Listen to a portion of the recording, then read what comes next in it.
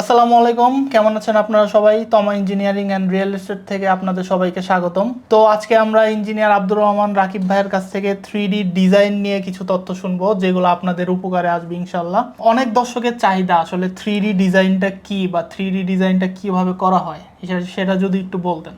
আসলে প্রথমত যে বিষয়টা আসে যে আমি কেন 3D ডিজাইন করব, এটার উপকারিতাটা কি? আসলে 3D ডিজাইনটার কারণে আপনার মেজারমেন্টগুলো অ্যাকুরেট হবে, আউটলুক কীরকম হবে, আপনার ছাদ কীভাবে চাচ্ছেন, পোর্চ কীভাবে চাচ্ছেন, এই জিনিসগুলো কিন্তু 3D ডিজাইনের মাধ্যমে ফুটে ওঠে এবং আপনি বুঝতে পারবেন 3D ডিজাইনের মাধ্যমে যে হ্যাঁ, আমি এই জায়গাটার মধ্যে এই বাড়িটা কমপ্লিট করতে পারছি, সমস্যা হচ্ছে না। তা না হলে আপনি যখন 3D না করবেন তখন আপনি জাস্ট লেআউট দিয়ে দিবেন, কিন্তু পরবর্তী যখন কনস্ট্রাকশনের কাজ শুরু হবে তখন কিন্তু নির্মাণাধীন অবস্থায় অনেক ধরনের ঝামেলায় পড়তে হবে। যখন আপনি 3D ডিজাইন করবেন তখন কি হয় যে আপনার একটা প্রথমত আইডিয়া থাকে যে এখানে এই জিনিসটা হবে, সেক্ষেত্রে আপনার কস্টিংটা কিন্তু কমে যেতে পারে। কিন্তু আপনার যদি 3D ডিজাইন না থাকে, আপনি মন গড়া অনেক কিছুই কস্টিং করে ফেলবেন, যেটা আপনার বাজেটকে আরও বাড়িয়ে দেবে। যদি কেউ 3D ডিজাইন করায় এবং সেক্ষেত্রে যদি ওনার ডিজাইনটা পছন্দ না হয়, তো এটা কি চেঞ্জের কোনো অপশন আছে কি না? হ্যাঁ, চেঞ্জের অপশন আছে, সব কিছুই পরিবর্তন করা যায়। যতক্ষণ বা যতদিন পর্যন্ত আমরা সেটা নির্মাণ না করি কনক্রিট দিয়ে, সেটা পরিবর্তন করা যায়। যখন আপনি একজন ইঞ্জিনিয়ার বা একজন ডিজাইনার যখন ডিজাইন করবে তখন কিন্তু ক্লায়েন্টের চাহিদা অনুযায়ী সেই বিষয়গুলো মাথায় রেখে সে ডিজাইন করে। কিন্তু যখন আপনি প্রতিনিয়ত এই জিনিসটা চেঞ্জ করতে যাবেন তখন কিন্তু আপনার প্রথম যে চিন্তাভাবনায় বাড়ির ডিজাইনটা করা হয়েছে তখন কিন্তু সেই জিনিসটা থাকবে না, অনেক পরিবর্তন চলে আসে।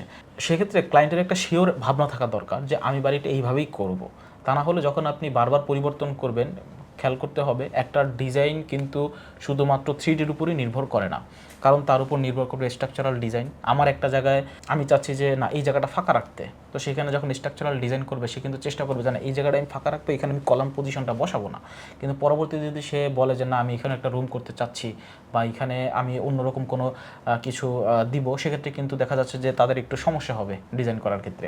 তো এক্ষেত্রে ক্লায়েন্টদের দরকার কি একটা শিওর ভাবনা, যার মাধ্যমে কি হয় ডিজাইনেরও সমস্যা হবে না, আপনি আপনার চাহিদা অনুযায়ী একটা ডিজাইন পাবেন, কনস্ট্রাকশনের সময় সুন্দরভাবে আপনি সেটা নির্মাণ করতে পারবেন। সেক্ষেত্রে পরিবর্তন করা যায়, তবে সেটা পরিবর্তনটা একটা সার্টেন টাইম পর্যন্ত পরিবর্তন করলেই ভালো হয়। তার বাদ বাকিটা সময়ে পরিবর্তনটা করলে অনেক ধরনের সমস্যায় পড়তে হতে পারে আর কি। তো ভাইয়া, আপনারা তো অনেক ডিজাইন করে থাকেন, তো আপনাদের ডিজাইন সম্পর্কে যদি কিছু বলতেন।